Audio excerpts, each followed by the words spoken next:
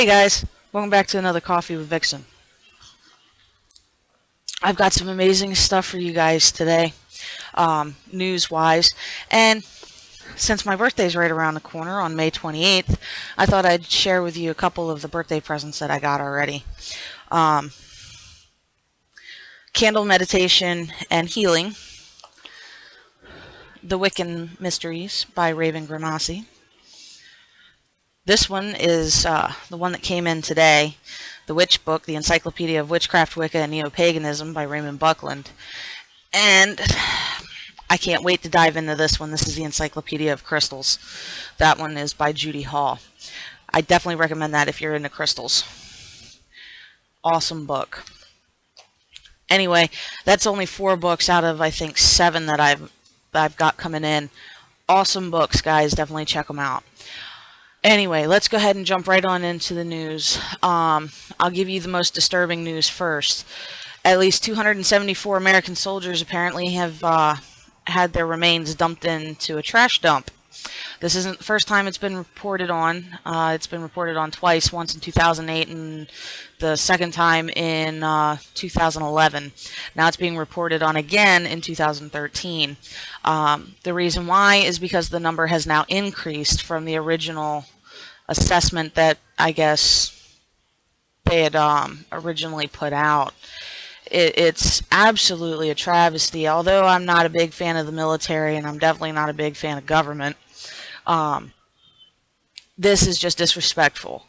And it's very appalling and just really just grinds my gears, so to speak. Let's see, what else do I have for you guys today? Oh yeah, something funny for you. It's funny and it's sick and it's really just mad. It's you got to be mad to understand it. An Illinois man apparently sexually abused his peacock. This was actually from the rawstory.com, and this was also apparently posted in the Daily Herald. It was about a 64-year-old man that was arrested on charges of misdemeanor animal cruelty for literally raping a peacock. Anyway, you can find that in the description bar like you can any of the articles that I talk about. The next thing in the line is the news media is apparently even worse than you think. There's some serious problems with media, the news media. CNN apparently has had a bunch of high-profile goofs, especially in particular with, let's see, on its Boston bombings, the coverage of the Boston bombings. It has had a lot of high-profile goofs. The famous media critic Howard Kurtz apparently had some goofs himself for the post about gay athlete Jason Collins. It's just like one thing after another. So what are the problems that are going on? Speed is one of the things. Once upon a time, newspaper companies put out 1 newspaper per day. Even reporters on deadline had until 6 p.m. or even later to investigate, report, write, and check their stories before filing them. Those working on features could actually end up spending weeks or even months on them. Mistakes still happened, of course, but think about all the high-speed Twitters and Facebook posts and all this stuff that just like it's bam, bam, bam, bam, bam, one thing after the other. Money apparently is an issue with the media. Not something that's actually new. Access has gone up while accuracy has gone down.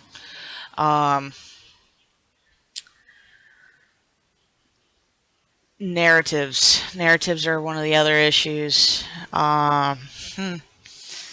After long analysis and debate, the jury is pretty much in on the housing bubble and financial crisis. Wall Street did it. A broken system with lots and lots of bad incentives meant that speculators got paid to take big, stupid gambles on real estate. And really, when it came to the media, the right-wing media, this is something that I'm going to talk about later too. The right-wing media, including some otherwise perfectly sensible people, will still actually pound the table in fury, turn purple in the face, and insist that the whole thing was caused by the government, Fannie Mae, and Barney Frank. Um, like I said, lack of accuracy. Uh, anyway, moving on. The one thing that I wanted to touch on real quick is this whole concept of right-wing media and left-wing media. When did media become left or right-wing is what I'd like to know. This is to the point now where it's just getting stupid. Um, you can sit there and actually watch people insult each other on the media stations these days, and I've seen it happen. MSNBC is poking jabs at Fox News. Granted, Fox News makes it quite easy. But Fox News sits there and will poke jabs right back at MSNBC. And it's a constant squabble and quarrel that's going on. And it, quite honestly, I don't even watch mainstream news anymore because of this. Um, I actually go to outside sources nowadays. Something, getting away from that though, something more interesting. Blue eyes apparently originated 10,000 years ago in the Black Sea region. Researchers from Copenhagen University apparently were able to trace back the specific mutation in a gene called OCA2, which came into being somewhere between 8,000 and 10,000 years ago. And it can definitely be traced back to a single ancestor from the Black Sea region. Definitely check this out, guys, because this is like mind-blowing.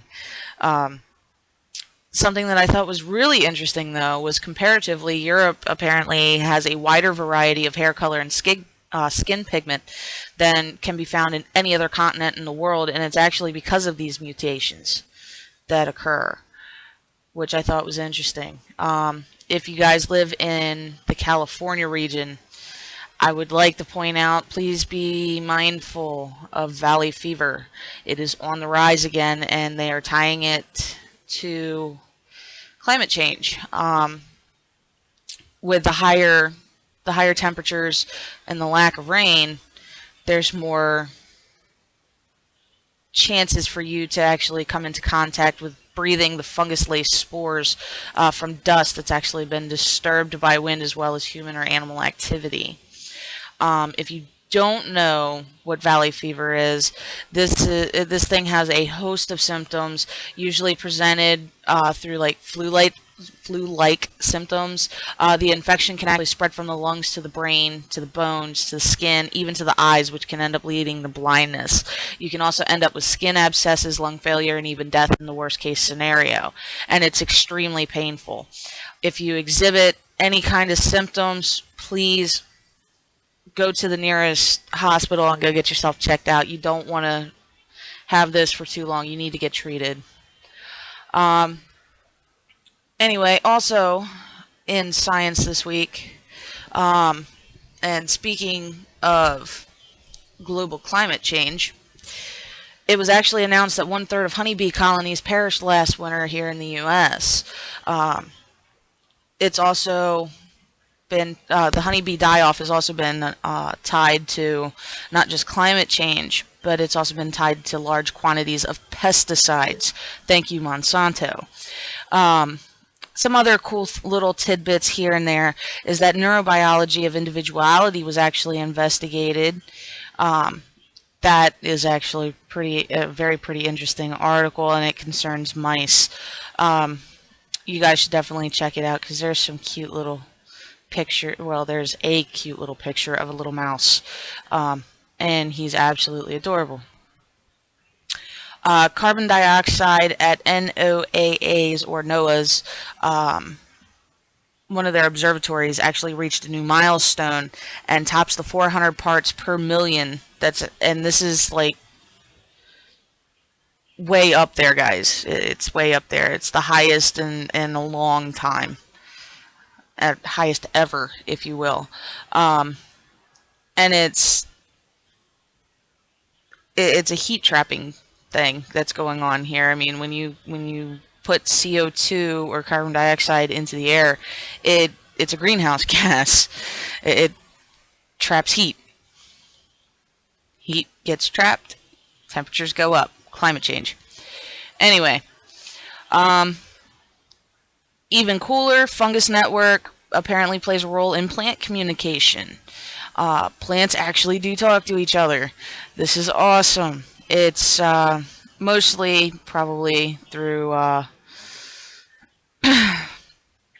chemical signals, which we already had suspicions of that kind of thing to start with. It was just cool to see that somebody's actually verified this. They also have figured out that artificially induced bacterial infections in mosquitoes could actually reduce the spread of malaria, which is good news for Africa as well as very mucky areas around the southern Americas. Um, So definitely take a look into that one. And apparently a newly discovered protein was found that can actually reverse heart disease. Some good news for those of you out there who actually have heart disease. They're still looking into more potential medicines that could actually be used to trigger this particular protein, and it'll be awesome. Don't worry about it. I'm looking very much forward to seeing what else science is coming up with these days. Anyway, this was Coffee with Vixen for May 13th. You all enjoy your day, and I'll catch you next time.